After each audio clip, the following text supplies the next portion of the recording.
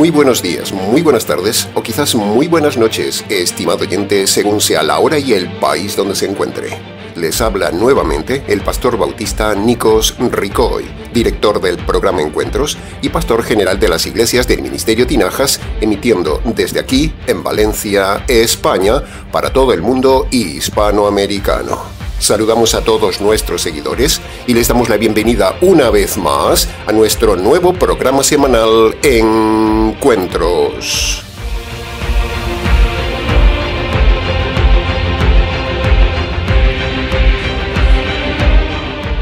Estamos ya, estimado oyente, en el segundo programa de la serie del análisis expositivo de la epístola de Judas. Gracias por estar ahí. Esperamos que nos esté siguiendo y esperamos también que esté aprendiendo.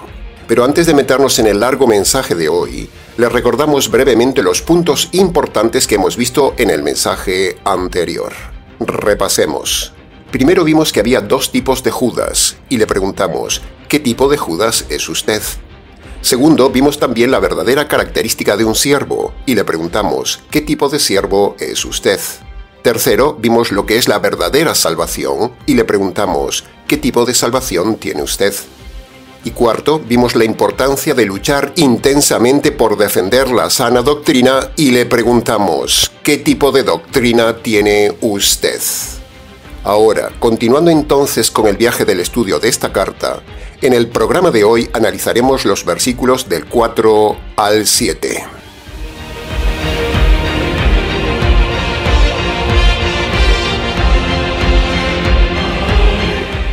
Con cada estudio expositivo, estimado oyente, estamos enseñando a la audiencia cómo estudiar correctamente la Biblia para que no le engañen las sectas, ni las iglesias, ni los líderes mal llamados cristianos. Por lo tanto, usted ya no tiene excusa de ser engañado por las iglesias de hoy. Si es engañado en esas iglesias, es porque usted quiere y se deja engañar. Hemos dicho muchas veces y lo seguiremos repitiendo que el método expositivo, junto con las 5 leyes básicas de la hermenéutica, son el método infalible en el estudio bíblico. Bien, como el mensaje de hoy es largo, muy largo, le sugerimos que lo escuche quizás en 2 o 3 partes, y como está detallado, eso le ayudará a estudiarlo para su mejor comprensión.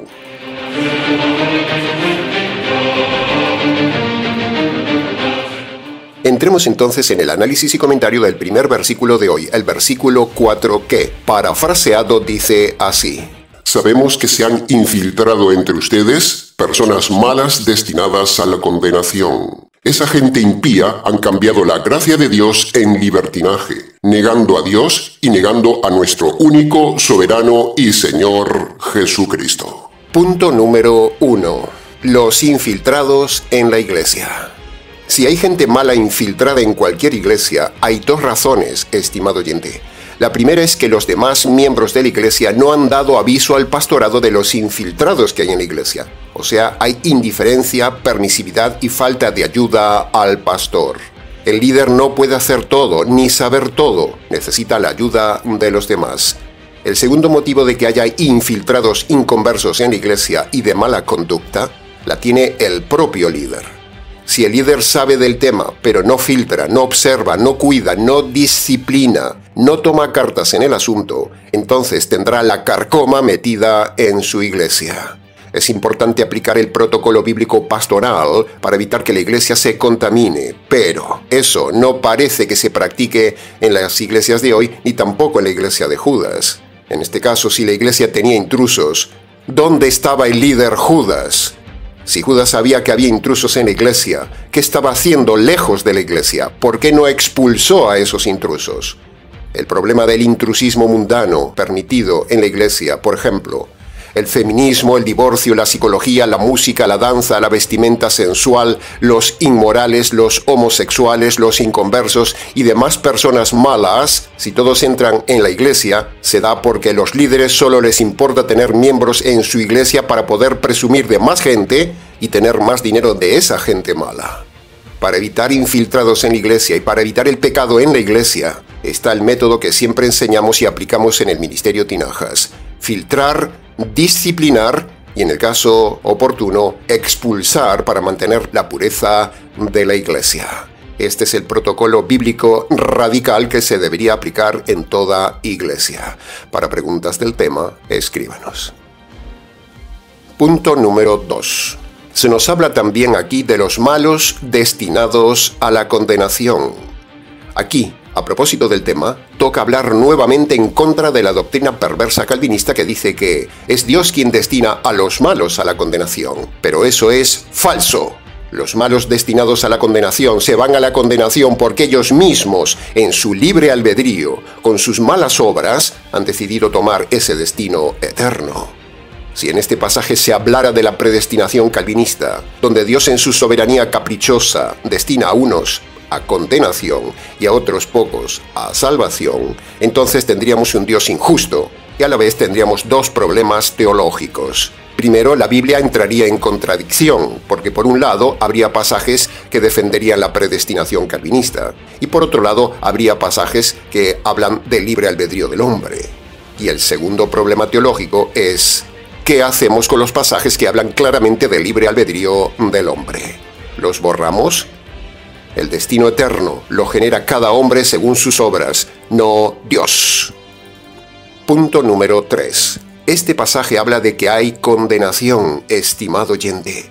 Este texto de Judas lo dice, hay condenación, y también 50 veces la Biblia lo dice en todos lados. Así que tiemble y reaccione, porque su maldad, cualquiera haya sido, pequeña o grande, hecha desde su juventud. Si usted no tiene el perdón de sus pecados por medio del Evangelio, por esa maldad, a usted le espera la condenación eterna. Reaccione, estimado oyente, reaccione ante esta frase pequeña de dimensiones enormes. Condenación eterna. Pero si se fija, es tremendamente impactante, es intensa, es una frase estremecedora, es una palabra desbordante en la mente, pero es una palabra de Dios y no podemos pasarlo por alto ni callarlo como hacen los lobos del día de hoy. Porque es una terrible advertencia que Dios da a los hombres. Hay condenación. Si usted cae en los infiernos, usted de ahí ya no se moverá nunca jamás, estimado oyente. Cuando usted entre en tormento, en angustia, en dolor físico, en un estado sin salida, en algo interminable de agonía perpetua, de ahí no saldrá nunca jamás. Y usted se dará cuenta que la condenación existía y en la tierra usted la desechaba, pero ya no habrá salida. Decir condenación eterna es una de las frases más terribles de la Biblia. Yo diría la más terrible. Nosotros usamos constantemente esa frase en el canal para advertirle, para estremecerle, para que la audiencia reaccione ante la terrible realidad de poder estar metido un día en un lugar de fuego, oscuridad y terror claustrofóbico, donde nunca usted saldrá.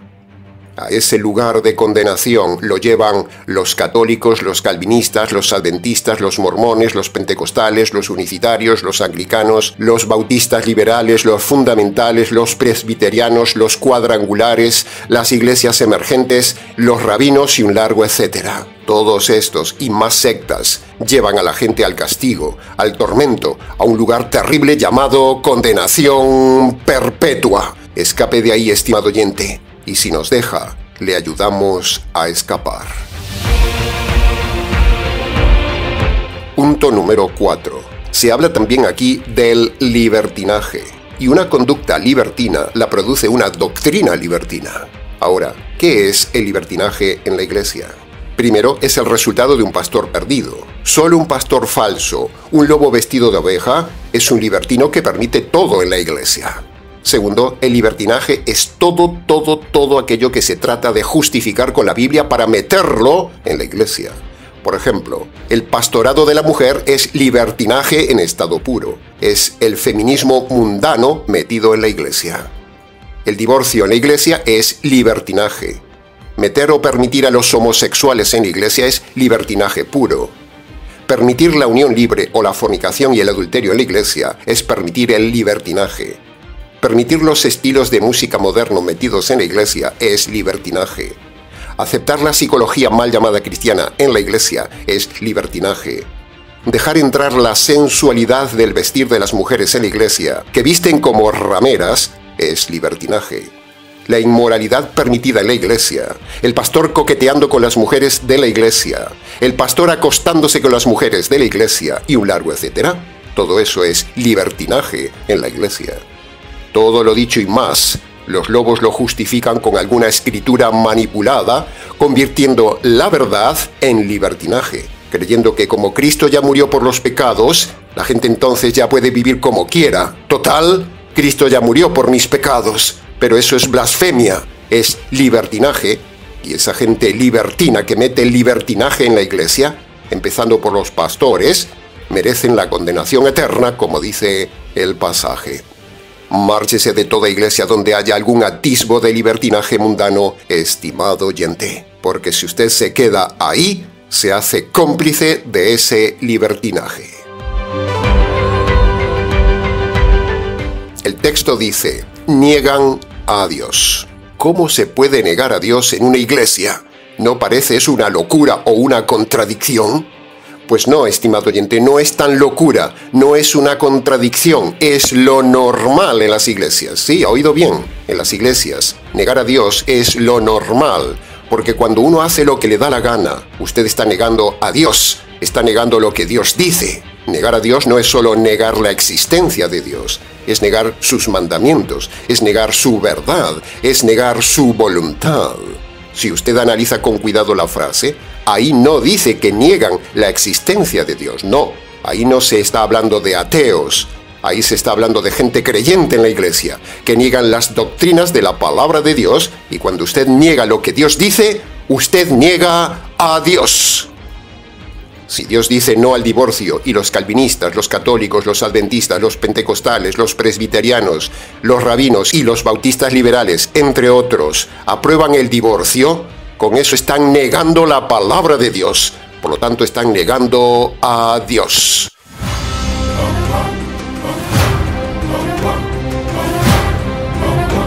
Si Dios prohíbe que la mujer enseñe, se exhiba, predique, cante, enseñe, sea pastora, si Dios prohíbe que la mujer sea líder, sea política, sea jefa o mande sobre los hombres, toda acción feminista, liberal, progresista de líder de una mujer es negar a Dios, porque Dios prohíbe tajantemente a toda mujer ser líder y que enseñe en público.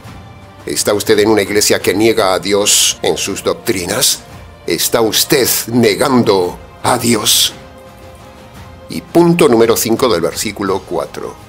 Cuando dice que niegan al Señor Jesucristo, único, soberano y Señor, eso sucede, por ejemplo, en la Iglesia de los Testigos de Jehová, que niegan a Jesucristo como Dios y soberano. Esos tres adjetivos que da Judas, único, soberano y Señor, son solo para la divinidad. Ningún ser creado puede tener esos tres adjetivos. Por lo tanto, si aquí, esta carta inspirada por el Espíritu Santo, atribuye estos tres títulos al Señor Jesús, títulos que son solo para Dios, por la ley de la lógica y la ley de la inferencia, nos muestra entonces que Jesús es Dios.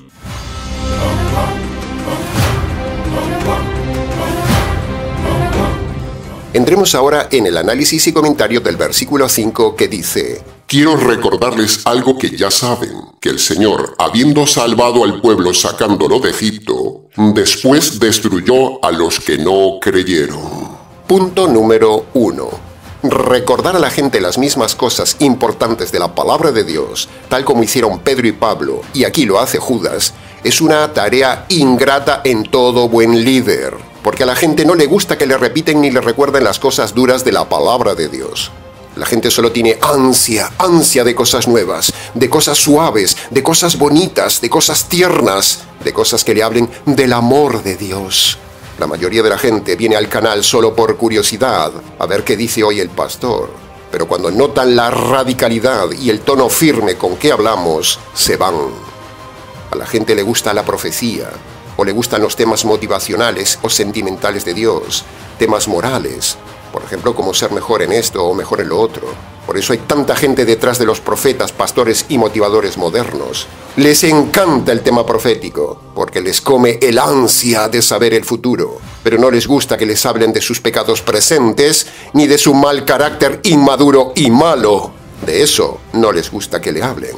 Así es el perdido.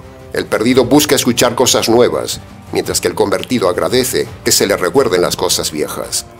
Al convertido no le preocupan las profecías, porque él no vivirá las profecías. Las profecías catastróficas de la Biblia caerán precisamente sobre el inconverso, no sobre el convertido.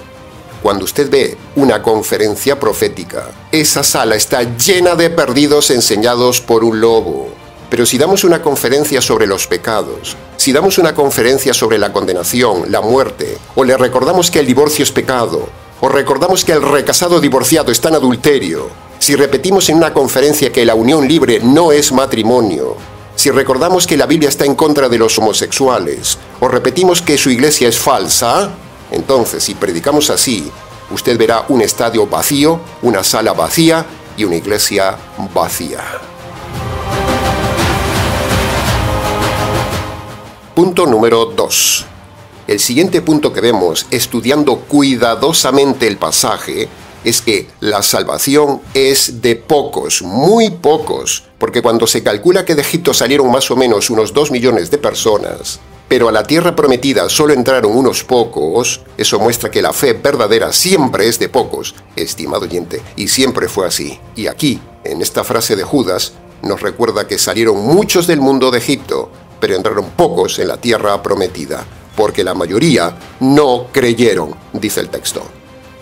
Dios sacó a su pueblo del mundo egipcio, pero esa salvación no fue la salvación espiritual, solo fue una salvación social. Los que se salvaron solo fueron los que cruzaron el Jordán, no el Mar Rojo. Aquellos israelitas dejaron el mundo egipcio, aunque creían en Dios, pero eso no les salvó, ellos no estaban convertidos. De la misma manera, estimado oyente, dejar el mundo para meterse en alguna iglesia, para saber de Dios, eso no les salva. De la misma manera que los que salieron del mundo egipcio no se salvaron por mucho que creían en Dios. Aprenda esta lección, estimado oyente, y analice si usted es solo del grupo librado del mundo egipcio o es usted del grupo de los salvos que entraron en la tierra prometida por medio de una fe valiente y obediente como Josué y Caleb. ¿A qué grupo pertenece usted, estimado oyente? Y punto reflexivo número 3 del versículo 5. Dice, los que no creyeron. Esta es una frase muy importante, teológicamente contundente. Es una frase doctrinal anticalvinista. Es una frase que habla inferencialmente del libre albedrío. Aquí la frase gramatical, los que, nos habla de un grupo que decide no creer. Aquí vemos también con esa frase, los que no creyeron, que Dios les había dado la fe, pero ellos la rechazaron. Esto muestra que la fe es un don de Dios innato dado a todos los hombres, no como dicen los calvinistas que la fe es solo dada a unos pocos, pero luego los hombres en su libre albedrío deciden creer o no creer con la fe que el Dios le da a todos. Y esta frase, los que no creyeron, por extensión, es también para nuestros días. Dios da la fe a todos los hombres de hoy, y luego los hombres deciden o no creer. La fe es un don universal, no un don particular de Dios, como dicen los calvinistas. Cuando Dios presenta la salvación a los hombres, si ese hombre obedece los 2 mandamientos de Marcos capítulo 1 versículo 15, esa decisión libre le salva. No es Dios quien le salva, estimado oyente, no, Dios no salva a nadie. Es usted mismo el que se salva automáticamente si obedece Marcos capítulo 1 versículo 15. Marcos capítulo 1 versículo 15 es una bofetada a los calvinistas de que no existe libre albedrío y de que Dios salva solo a quien quiere. El pasaje dice todo lo contrario. El calvinista es un pobre desgraciado, es un ser atado al libre albedrío, negando el libre albedrío. Fíjese la paradoja. Este pasaje es un nuevo jaque a los calvinistas.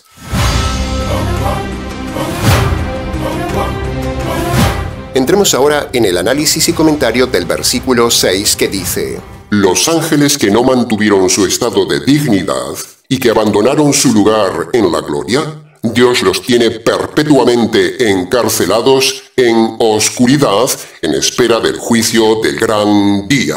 Punto número 1. Este pasaje es terrible, terrible, terrible. ¿Qué pasaje, estimado oyente, cuando lo analizamos?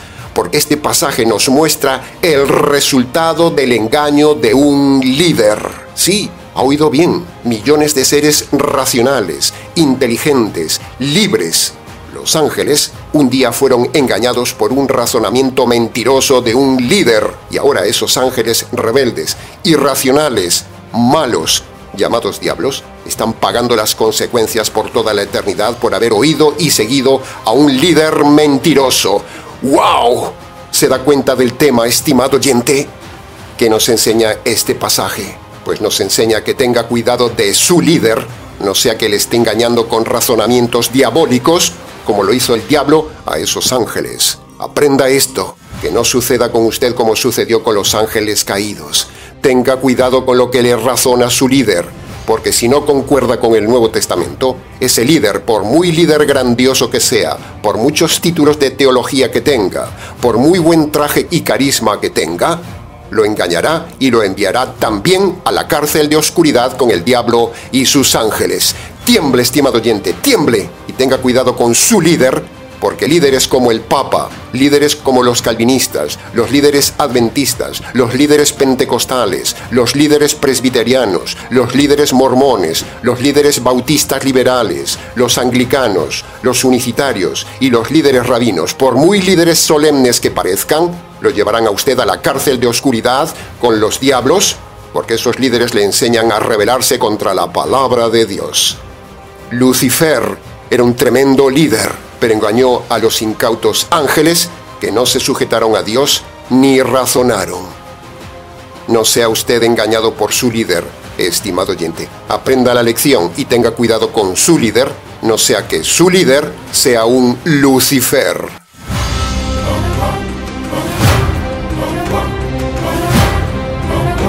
Punto número 2.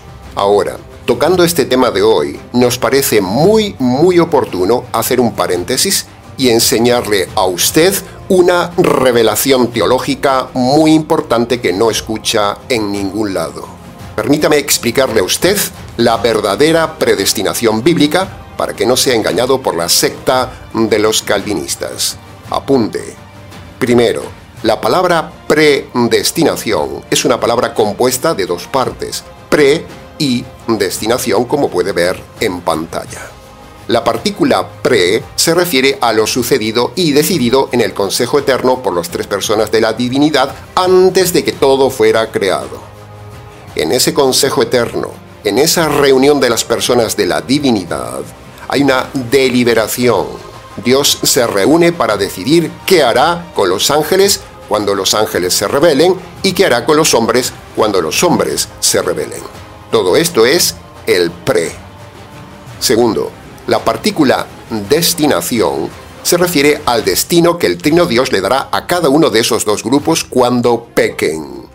Tercero, la primera decisión de Dios en la reunión del Consejo Eterno es que el grupo de los ángeles, una vez se rebelen, Dios los destinaría sin piedad a la cárcel y el juicio eterno de forma implacable. Esa fue la predestinación para los ángeles malos.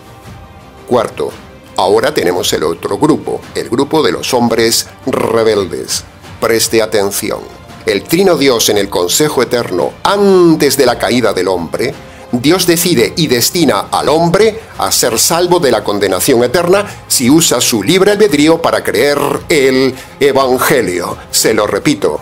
El Trino Dios en el Consejo Eterno, antes de la caída del hombre, Dios decide en consejo y destina al hombre a ser salvo de la condenación eterna si usa su libre albedrío para creer el Evangelio. Esta es la gran revelación de la verdadera predestinación bíblica, estimado oyente. Todo hombre que, en su libre albedrío, decida agarrarse del Evangelio, ese hombre se autodestina a sí mismo a la salvación eterna. Y asimismo lo dijo Jesús en la tierra. El mismo que estuvo en el Consejo Eterno, en la tierra dijo: El que crea el Evangelio se salvará, y el que no lo crea se condenará. Ahí está la verdadera predestinación. Ahí están los dos pilares de la salvación: el libre albedrío intrínseco y subyacente, y el Evangelio evidente. La salvación por medio del Evangelio y por medio del libre albedrío es la predestinación de Dios para los hombres en estado puro. Dios diseña dos cosas para el hombre en el Consejo Eterno: el libre albedrío y el Evangelio. y ambas cosas se las da solo al hombre. Así que fíjese qué privilegio es la predestinación para todos los hombres. Y fíjese otra cosa, Dios no le ha dado a los ángeles salvación. Ahí está la soberanía de Dios, que le ha dado a los hombres y a los ángeles según su soberanía. ¿Se da cuenta del privilegio que hemos recibido, estimado oyente? ¿Cómo se dará usted el lujo de no usar el libre albedrío y de rechazar el evangelio? ¿Cómo se dará ese lujo? ¿Sabe la que le caerá a los calvinistas por negar el libre albedrío y enseñar un evangelio falso? El que use el libre albedrío para tomar el evangelio se salvará. Y el que en su libre albedrío rechace el evangelio y se cree la doctrina falsa de los calvinistas, estará con los demonios y con los calvinistas en el reino de las tinieblas. Punto número 3 del versículo 6. Ahora veamos la salvación desde otro ángulo.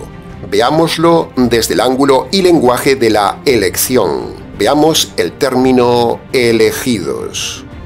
Dios pone dos condiciones universales que el hombre debe cumplir para salvarse según Marcos 1:15. Bien, hasta aquí claro. Ahora, toda persona que elija en su libre albedrío cumplir esas dos condiciones, Dios lo acepta, Dios lo elige para entrar en su reino. Así de sencillo. Si usted elige cumplir los requisitos, Dios elige que usted entre en su reino. La cosa no es como dicen los necios calvinistas deformados, que Dios elige a unos para la condenación y a otros pocos para la salvación. No. Sino que la verdadera teología de la elección es que Dios elige solo a los que eligen cumplir las condiciones de Marcos 1:15 para entrar al reino. Para preguntas del tema, escríbanos. Punto número 4. En este versículo 6 se nombra a los ángeles rebeldes y de esos ángeles rebeldes Dios decidió formar dos grupos. El primer grupo de ángeles malos, Dios lo destinó directamente a la cárcel perpetua de oscuridad, que es donde están ahora en espera del día del juicio.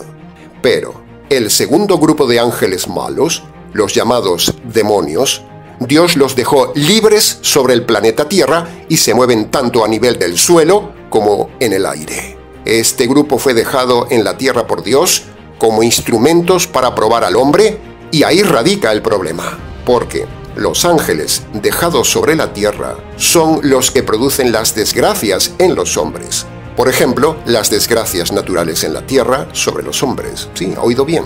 No se asombre, es así. El diablo se esconde detrás de las leyes meteorológicas para parecer que es algo natural. Pero en realidad, esas leyes de la física y de la meteorología son usadas por el diablo para generar desastres naturales y vengarse de Dios en el hombre. La Biblia dice que los diablos, como seres superiores, tienen poderes sobrenaturales y pueden producir huracanes, terremotos, vientos, lluvias y todo tipo de acontecimientos naturales catastróficos que Dios usa para probar y llamar la atención del hombre. Recuerde lo que dice el libro de Job. Ahí vemos el modelo que le estamos diciendo. Ahí vemos el poder del diablo. Los diablos en la tierra recorren la tierra para hacer daño a los hombres en la tierra. Los acontecimientos naturales del libro de Job, su enfermedad, los delincuentes que robaron a Job, la muerte de sus hijos, el viento huracanado y demás calamidades, todo eso Dios lo ha dejado en manos del diablo. Por eso, para que usted esté preparado ante los acontecimientos sorpresivos que puedan llegar a su vida producidos por el diablo y permitidos por Dios, usted debe estar urgentemente preparado para la muerte por medio del Evangelio. Porque la muerte viene a usted cuando menos se lo espera, tanto para jóvenes como para mayores. El diablo, dice la Biblia, tiene el imperio de la muerte.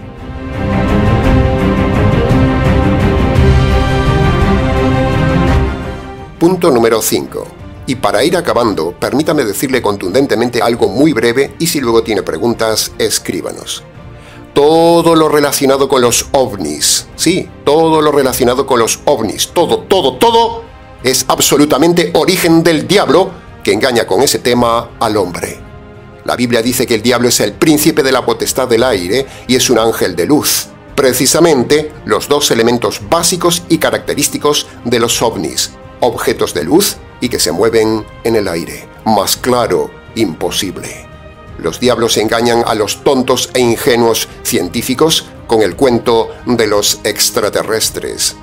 Señoras y señores, no hay extraterrestres en ninguna parte del universo. Estamos solos en el universo. Lo que hay es un gran engaño de los diablos con sus poderes para engañar al tonto del hombre con el tema de los ovnis. Como dijimos antes, para preguntas del tema, escríbanos. Y punto número 6 del versículo 6. El pasaje dice que hay un juicio para los ángeles y hay un juicio para los hombres. Estimado oyente, se lo repito, habrá un juicio y usted no escapará del juicio. Si usted muere con sus pecados sin perdonar, en el juicio será hallado culpable y será enviado a la cárcel eterna. El juicio de Dios será para temblar, estimado oyente, y tal será el impacto sobre el soberbio humano que incluso el religioso empezará a llorar, empezará a temblar, sus dientes empezarán a rechinar y no podrá escapar de ese lugar ante la terrible justicia y la santidad de Dios que descubrirá en ese momento todos sus pecados y todo el mundo verá lo que usted hizo. Será una vergüenza absoluta para usted ante el juicio de Dios. Prepárese aquí para escapar de allí. Usted aquí se burla de Dios, usted aquí cree que escapa de Dios. Usted aquí vive como le da la gana ante Dios. Usted aquí hace lo que le da la gana ante la paciencia de Dios. Usted aquí parece que es libre. Usted aquí es soberbio, machista, descarado, es inmoral, es malo, hace lo que le da la gana. Usted aquí peca y se burla de Dios. Usted aquí vive la buena vida sin Dios. Usted aquí vive una vida religiosa que asquea a Dios. Pero ¿sabe una cosa, estimado oyente? Cada día que pasa usted se acerca al juicio final. Eso no lo puede evitar. Cada mañana que se levanta usted no se da cuenta que se acerca paso a paso al juicio de su vida.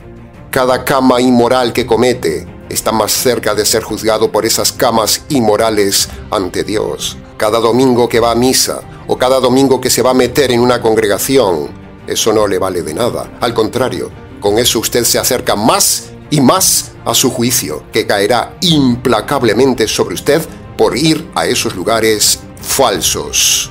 Cada minuto que usted vive, cada cumpleaños que usted festeja, sin darse cuenta, está usted festejando el acercamiento a su llanto y crujir de dientes el día del juicio de Dios.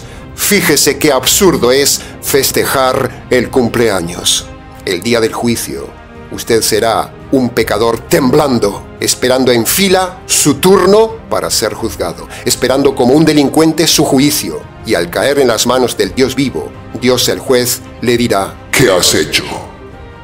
La gente es ciega, la gente vive sin pensar en el juicio de Dios, sin pensar en la justicia de Dios, sin creer en la ira de Dios, sin pensar en los delitos cometidos ante Dios, y aquí se nos advierte que hay un juicio de Dios, y es nuestro deber advertirle. Prepárese para escapar del juicio de Dios. Si quiere, le ayudamos.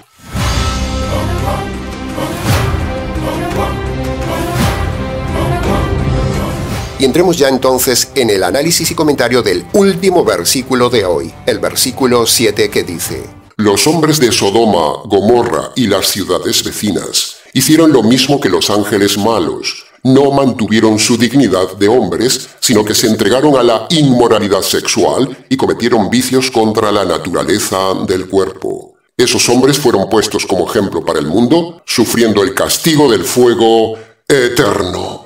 ¡Qué versículo, estimado oyente! ¡Qué versículo! Punto número 1. La Biblia dice que la realidad de Sodoma y Gomorra es innegable. Es algo histórico, lo dicen los arqueólogos. El castigo de Sodoma y Gomorra fue real, pero nadie hace caso de eso que sucedió hace muchos años. Lo mismo sucede con el diluvio. Otro castigo de Dios que nadie hace caso, pero sucedió. Ahí están las evidencias arqueológicas y geológicas del diluvio. No es este el momento ni el lugar para hablar de la realidad objetiva y demostrable de estos dos acontecimientos catastróficos divinos. Sin embargo, sucedieron y son la evidencia de la ira de Dios sobre los hombres. Son la evidencia de que Dios no ama a los hombres. Son la evidencia de que Dios aborrece a los homosexuales. Y son la evidencia de que un día vendrá sobre los hombres otra catástrofe mundial, el Apocalipsis, el definitivo castigo universal y la ira de Dios sobre toda la humanidad perversa. Por cierto, el fin del mundo, el apocalipsis, aún está muy lejos, estimado oyente. No se deje engañar por esos lobos, que no le engañen que estamos cerca del fin del mundo, pero ciertamente un día vendrá.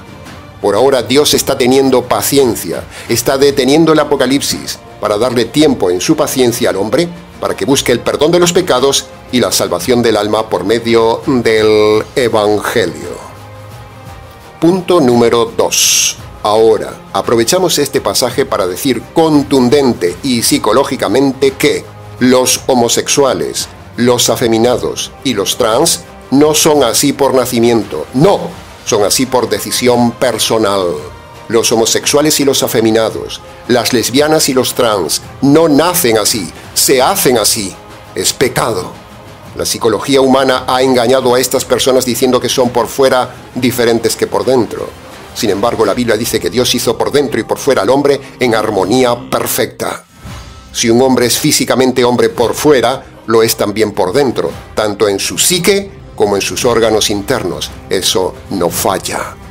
Ahora, cuando un hombre dice que se siente mujer, no es porque sea mujer, sino que es por causa del engaño del enemigo, que le engaña desde dentro y le hace sentir lo que no es.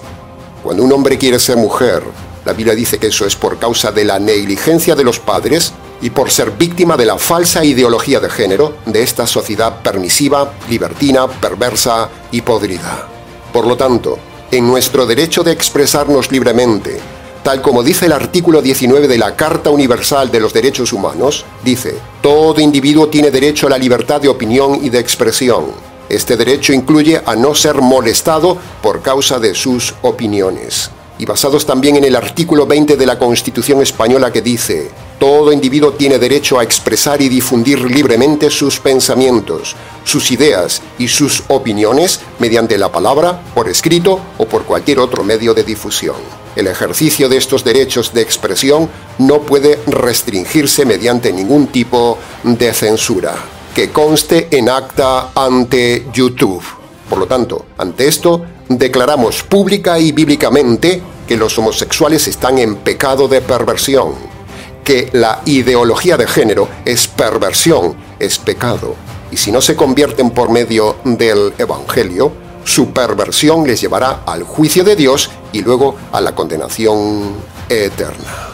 Así que aprovechamos nuestro mensaje de hoy para extender nuestra mano de ayuda a todos los que están viviendo en la esclavitud de la homosexualidad, para que decidan cambiar su estilo de vida y recibir el perdón de sus pecados por medio de la terapia bíblica y por medio del Evangelio. Punto número 3. Todos los pastores, líderes, religiosos, pastoras, obispos, sacerdotes, clérigos, rabinos y el Papa mismo que apoyan a los homosexuales, o incluso ellos mismos son homosexuales, están en pecado. Los líderes que dicen que los homosexuales son hijos de Dios y que Dios los ama, es falso, es mentira, es blasfemia. Dios no ama la perversión ni al perverso. Lo demostró en Sodoma y Gomorra. El argumento de Sodoma y Gomorra es irrefutable. Dios aborrece la homosexualidad. La homosexualidad es indigna, dice Dios. Va contra lo natural, va contra el diseño sexual de Dios para el hombre. Es perversión abominable, es rebelión a Dios. Solo hay que pensar un poco y ver que si Dios un día ha destruido a los homosexuales del tiempo de Sodoma y Gomorra, eso es una señal de alarma, una garantía, una advertencia y el ejemplo que un día los actuales homosexuales seguirán el mismo camino de Sodoma y Gomorra en la destrucción eterna, dice el pasaje de Judas. Y punto número 4 del versículo 7.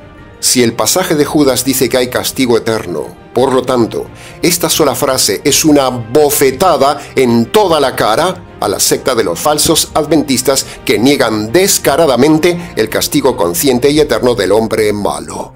Judas dice aquí que hay castigo para los malos, señores adventistas. Eso implica que hay dolor consciente para los malos. Si no hubiera castigo para los malos, Dios sería un Dios injusto.